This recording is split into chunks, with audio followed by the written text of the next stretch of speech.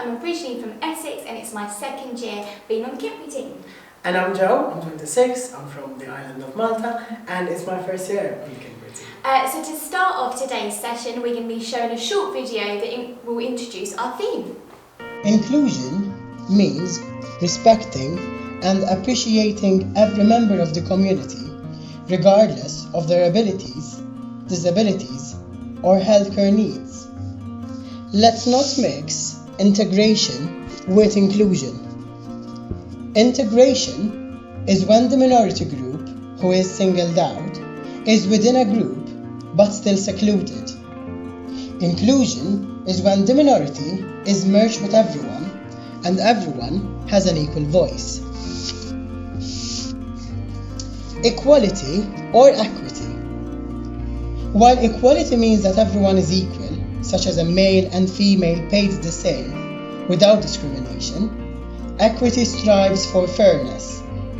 Equity means that you see where the person is coming from and give them what they need to succeed. Not necessarily the same as the others, but with equity we will achieve social justice.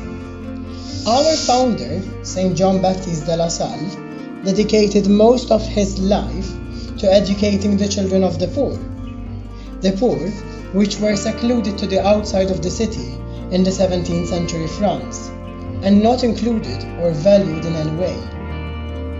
With the education he provided, he wanted all to be included, rich and poor. Till this very day, Lasallians make sure that discrimination based on gender, culture, religion, sexual orientation, or political affiliation has no place in the Lasallian education and mission. Rosa Parks refused to give her seat to a white man during the racial segregation. This started a boycott, which led to the start of racial equality and civil rights for all. She is known as the First Lady of Civil Rights and the mother of the freedom movement. Marsha P. Johnson contributed to the Stonewall riots, which led to equal right for gay men and women. Katrin Switzer was one of the first women to officially run the Boston Marathon in 1967, even though men were trying to stop her. So, how can you be more inclusive? How will you treat others while considering the same consideration that we want for ourselves?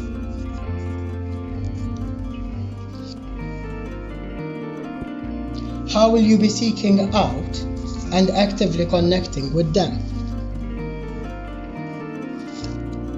How will you be listening and accepting those excluded? How will you be inviting them into your life? So here's a challenge. Try to be more inclusive, not only when we are at school, but also now.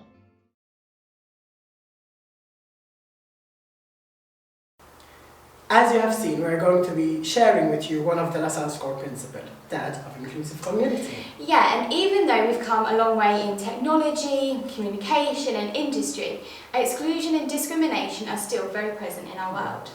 The video briefly shows how a lot of minority groups are still feeling excluded from our society, such as the LGBTQ+ group from the church, women from men, Black lives from white supremacy, and Palestinians from other nations.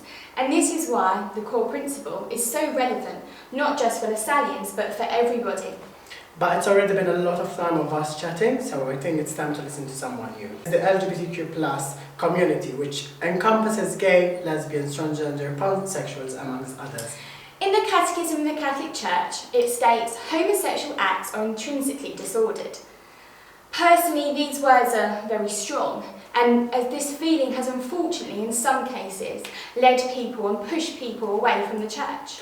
So we spoke to Chris Vella, who is a lecturer at the University of Malta and the coordinator of Drachma Group, which is a group that tried to merge spirituality with sexuality. And we spoke to him to explain this more. My name is Christopher Vella. I come from Malta. I am 41 years old and I work as a lecturer teaching history at the University of Malta Junior College, teaching particularly for students in sixth form age, more or less. I'm also a member of the local teachers union. I'm a member of the council of the teachers union as well. And from the perspective of LGBT, I am the coordinator of Drachma LGBTI, which is the local kind of Catholic space for LGBTIQ people. And I'm also co-chair of the Global Network of Rainbow Catholics, which is a global network of about 50 organizations from all over the world of Catholic LGBTIQ plus groups from around the world. And I'm also board member of the European Network of Parents, treasurer of that organization as well. So multiple. You have many hats when it comes to the... I have many hats. Yeah. And locally as well, with regards to the LGBTIQ movement, I'm also a member of the National Consultative Council for LGBTIQ Matters. So together with other representatives from the other LGBTIQ organizations in Malta, we kind of give advice to the Ministry on LGBTIQ matters. So that's how I am generally involved within this particular area of work, both locally and internationally. So considering that you come from an LGBT and Catholic perspective, Okay. do you see that there are clashes between the two? And if so, what kind of clashes? Okay, so when I was growing up, the two seemed to be 2 worlds apart. And I would say with a huge universe between them. Kind of, you could be gay but not Catholic, you could be Catholic but not gay. Kind of, the two didn't seem to be coming. And it was completely, taboo subject here to speak about being gay, bisexual, trans. You couldn't have a boyfriend, you couldn't be out that much. There was a lot of fear that you would be rejected by your own family, you'd be rejected by the church. So many people my age, more or less, always hid it, lived within the closet. And for me personally, I spent until I was 33 years old as a member of a Christian lay organization called Museum, which is a kind of a group of celibate men and women who dedicate their lives to catechesis and teaching others. And of course, kind of while I was living within that framework, I did not really need to kind of come out of the shell and say who I was.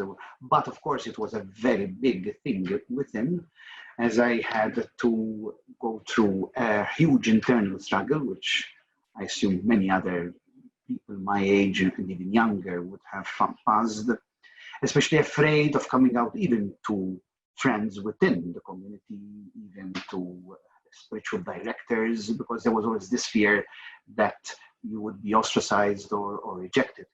Besides, unfortunately, at least the way sexuality was taught to us was kind of a bit dirty, kind of it's the dirty thing, and being gay was even more dirtier, even with those very nice, I'm being of course sarcastic here, nice words within the catechism of being an objective disorder, kind of, okay, I am a disorder, objective, but still a disorder, which of course, kind of feeling like I should be sexually castrated, kind of, that in order to go to heaven, I had to castrate my sexuality, live, a life of, self-torture, self-inflicted torture, basically, because one couldn't be oneself. So it was a very huge, huge thing, which I kept secret for a long time. I did speak with a few friends of mine eventually, and two even priest friends of mine, slowly coming out of the shell and trying to understand myself. But it was always within a kind of negative kind of dimension, with a lot of guilt associated with it. So it was not easy. It was a huge thing, particularly in Catholic Malta, where things were so, however, by time I made my decision to move out of the Christian lay organization, I did not move out, mind you, because of my sexuality. Kind of, it was not like I was going out to find a boyfriend or something of the sort. But part of it was to try and discover myself and my faith. And that involved a difficult but very important process of deconstructing my faith approach, the way I looked at God, God, the Father, who is more like the judge, kind of image, breaking down, certain concepts about sexuality, about intimacy, loving others, even the concept of love, because within a particular, Joe, because you were kind of involved, so you have an understanding of what I'm saying. I don't know if, of course, the audience out there would totally understand, because it sounds like coming from a different world. But in reality, when you are within a particular specific Catholic environment, and within this particular organization, this particular frame of mind would be ingrained, doctrinated into your mind, and you accept it as natural. When you realize actually that is not natural at all, and that you have to actually, deconstruct your faith and discover the God, the real God, the real face of God, beyond the caricatures that are present, sometimes. And then you realize, even digging deeper into your own faith, into the works of the church fathers, and even in Catholic theology itself, that, sometimes the way we've been taught was very selective, that left out other important sources within Catholic tradition. So we're not talking about, going Buddhist or going, out of your faith to something else to try and discover God. God is there, but kind of, he's so much bugged up in this caricature that you don't really see the real God and the real self. Because many a times you end up building a whole caricature of yourself as a human being. And living at a time in the 1990s and early 2000s, that was still quite a taboo subject. Okay, people started talking about, but it was still kind of, the gays, kind of as if there's some kind of weird freaks out there. And even in my head, despite being bisexual myself, I still had this freakish understanding of what being gay, because, maybe some people who were out there might have expressed themselves in a particular way, which I would have not seen at all with it. So kind of, that didn't help. However, coming out of and passing through a whole process, spiritual process, and I was very thankful even to the Jesuits, because I did the Ignatian exercises, the spiritual exercises of Saint Ignatius, and that was very helpful. And then my own spiritual director, who was a Jesuit then, actually encouraged me to encounter drachma. So I've had heard that, way back in 2004, I had heard, in the news and newspapers of the time, that a group was being organized for gay Catholic people. But I was in the museum, so wasn't, my thing. So I just So when this opportunity came, I met the leader of the time, who was Mario Gerarda, who was the leader of the group at the time. And slowly I started to encounter different people, and it offered me a good space where I could ask questions that I had been so much afraid to ask to myself and about God.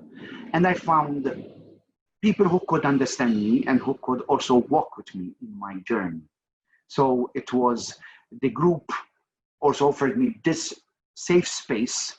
It's a word, it's a phrase I love using for Drachma as well, because it's what was for me, but it is also what we try to do even today with our people. Yeah. A safe space where I could become the person that God wanted me to be. Break down some of those weird ideas that were building up, in my own, had built up in my mind, and start to discover, faith. It should be even go beyond courageously, the pale of the church in the strict sense of the word. Particularly when then I met Tyron, I did the very big step, which was for me very big, of deciding to start, a relationship with another person,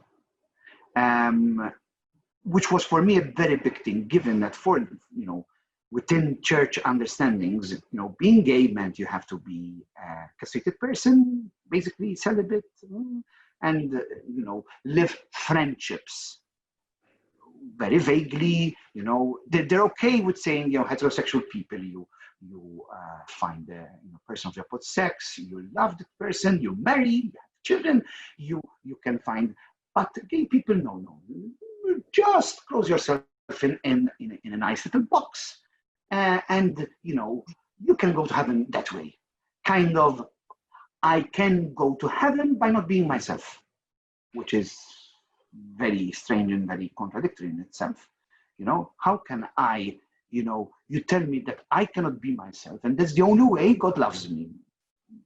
To me, understanding that God created me the way I am, he had to be really cruel and sadistic to then tell me, okay, I've created you like this, but now, hard luck, you have to live in a box, because, that's how things are. And for me, it was quite, kind of charting new ground, because up to now, even when priests and other people used to speak about gay people, kind of always did the ideas, but of course, you have to understand, when being gay was frowned upon, when the gay unions were not recognized, when being gay you would be ostracized, of course people ended up hiding. And always in people's mind, the idea that gay people are people who go and have sex with everyone around, always sex maniacs and cannot have enough sex, and they're just going to change one partner after the other. I mean, reality, aren't all people sometimes doing that? I mean, promiscuity, is it the reserve of gay people? But there were so much this kind of idea that only gay people are promiscuous. That's really stupid. And it's kind of, it's not because you're gay, but, well, by being gay, you're automatically unable to love. Kind of, that's totally unacceptable. So, my personal journey allows me to challenge these kind of things, even with Tyron, possibility of building up a relationship together. We've been together since 2013. We married in 2018. And we've been so married for 2 years plus now. Luckily enough, my family was very welcoming. My mom and dad treat, Tyron as if he was their son, and Tyron phones my mom more than I do. So he phones her every day, even more than I do. So, even his dad, now he passed away just this January, also accepted us. His sister, of course, was already very gay friendly. So, and Tyron had already been a bit out there a bit more. I had been in the closet, and in a sense, it was Drachma then that allowed me to do a little bit of the coming out, because I ended up representing Drachma. I was already coordinating Drachma incognito, so I wasn't out there. But then when the Civil Unions Bill was published in Parliament, actually it was passed in Parliament, the Consultative Council was asked to go behind the minister and launch the, and I said, well, this is the opportunity. I'm going out. I'm going to, be out there. And I went out there. It did have, and it gave one side. It gave me the opportunity to get all my family, the extended family, friends, and the people who get to know without having to tell each one of them, "Hi, I'm gay. Hi, I'm gay." It's easy. Done. See me on television. I'm there. And it's done. It's dusted. But at the same time, there were some people who, even within the church, who were shocked when I came out. I was involved in a particular parish as the coordinator of the parish youth group, and I was involved in the parish ministry, coordinating the liturgy and all that, and I was kindly asked to refrain participating because people were a little bit overshocked by my presence. Just to say then on the other side, here in Gudia, the parish know about us, people know about us, but we read at Mass. I'm also part of the local Fraternità Eucharistia of the Eucharist. So, and actually I was invited to it. I didn't even show any interest, and we kind of volunteered to read at the church. The secretary told us, the parish priest wants to talk to you. And me and Tyron were, oh my God, what does he want to tell us? Maybe he's going to do a whole sermon on you're being a gay couple, you cannot be leaders, And when we went to the church, oh yes. When you read, make sure you are reading out loud and people can hear you. And Tyron and I looked at each other.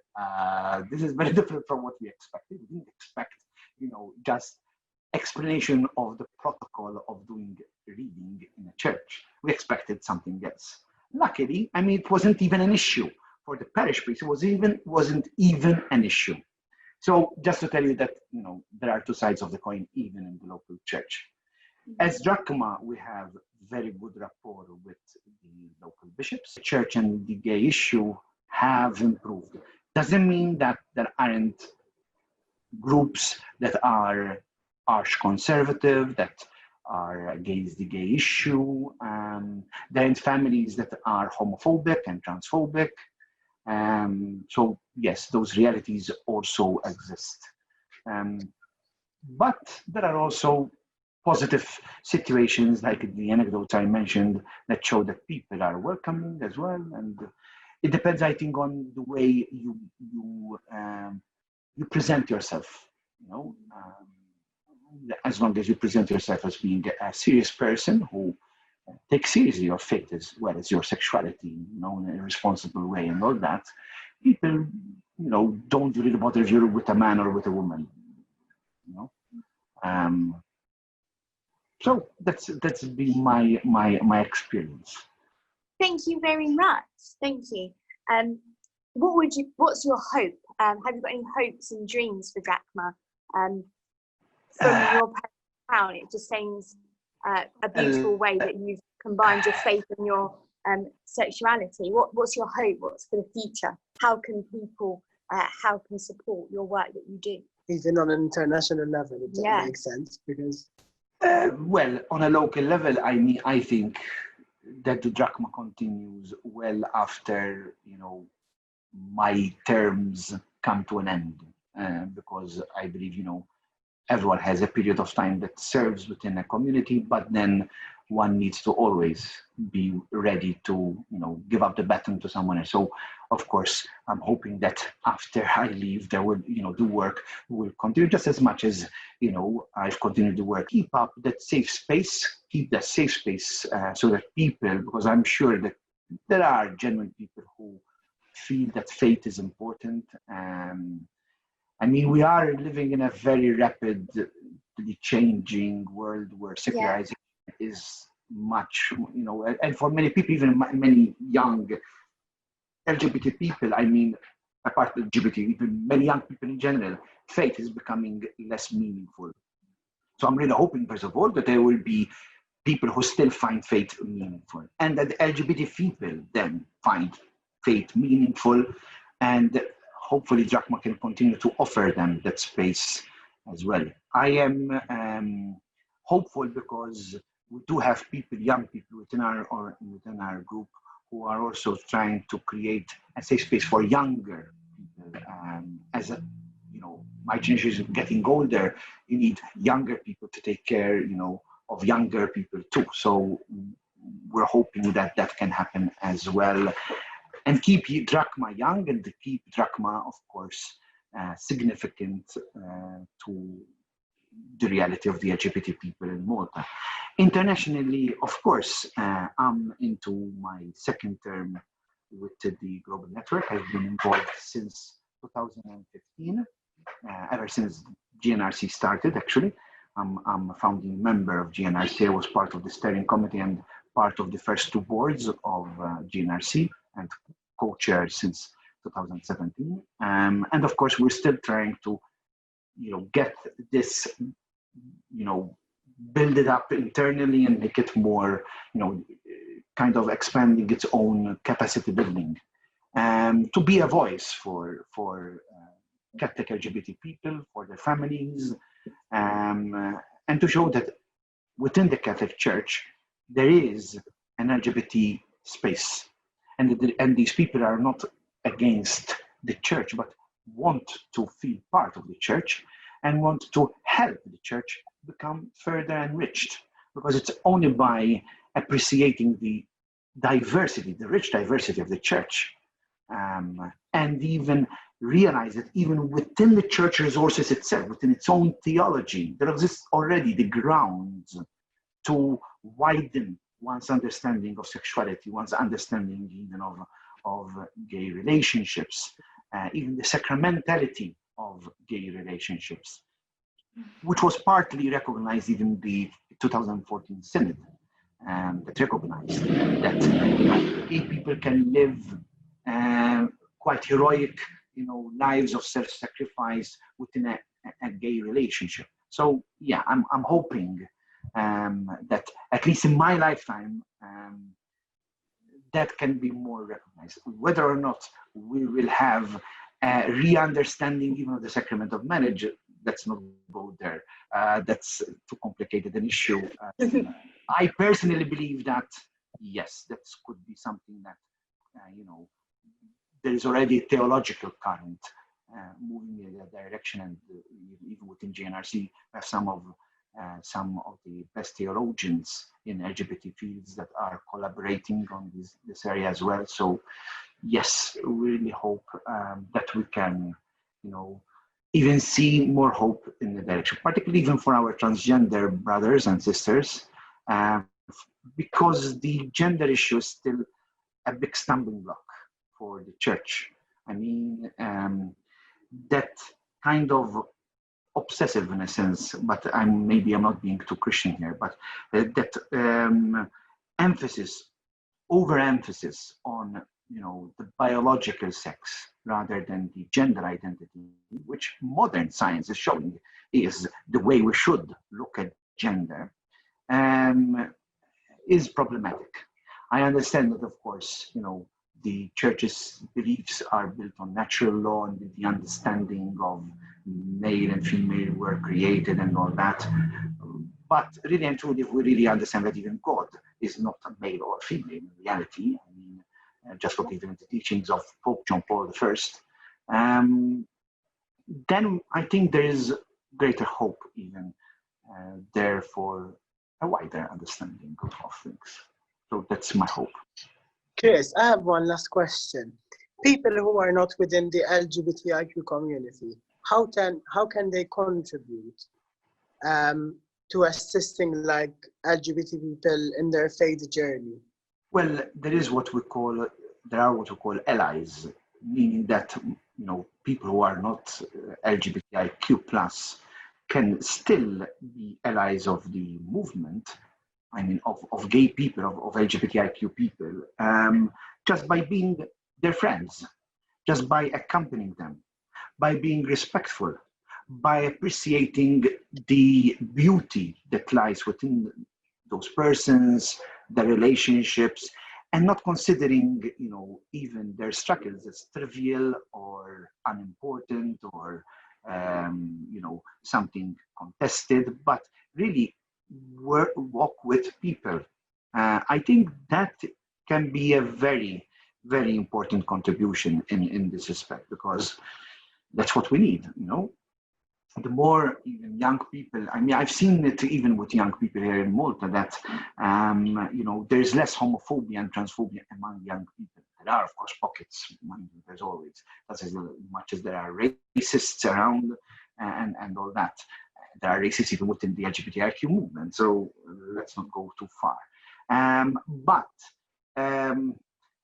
I tend to see that younger generations are more accepting of difference. And and I want to make emphasis, we don't want toleration, we want acceptance. You don't tolerate my existence, kind of, oh, well, there's nothing else you can do, just tolerate it to exist. You kind of close an eye to your existence. No, I want you to accept me, to celebrate my identity, to celebrate me and my fellow, brothers and sisters, and people, who don't want to commit to any gender in particular,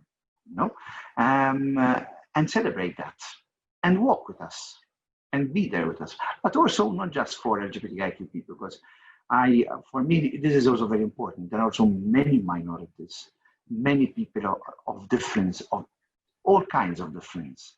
It's accepting that difference in all its variety, not just sexual difference or gender difference, but all these varieties. And realize that God does not create in, monotone. God creates in color, God creates diversity, and even our fixation that, things are, boxes, rectangles, and, God creates so many varieties. Why do we want? It's us humans who want to put things into order so that we can understand it. But that's not God. Let's not try to put our understanding onto God and tell him, okay, you shouldn't accept these people because we cannot understand them. Okay, let's grow.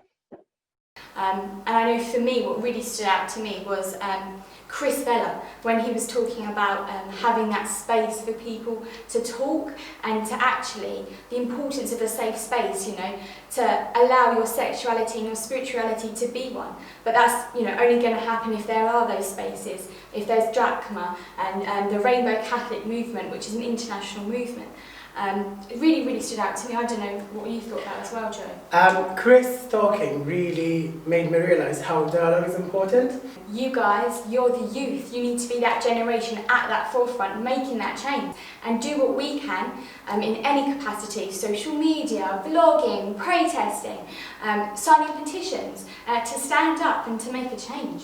Really. No action is too small to create change. Sometimes if you throw a pebble in the sea, it's just one pebble, but it creates a ripple effect that will go on for a long time. So sometimes if one of you takes one action, other people can follow up that action, and that's how revolution starts. That's how we're going to change this world. That's how we're going to become more inclusive. And that's it. That small inclusion leads to a big inclusion, where hopefully everybody will be included in society.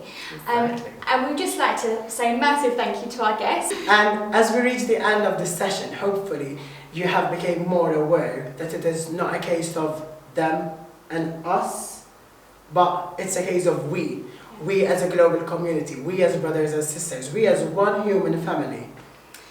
And yes, this is hard, this is a challenge, and at points it's difficult and we're like, no. But actually, to be inclusive of everybody, it's what we're called to do as people of faith. We believe that nothing is impossible with God. Thank you for watching and listening. Bye!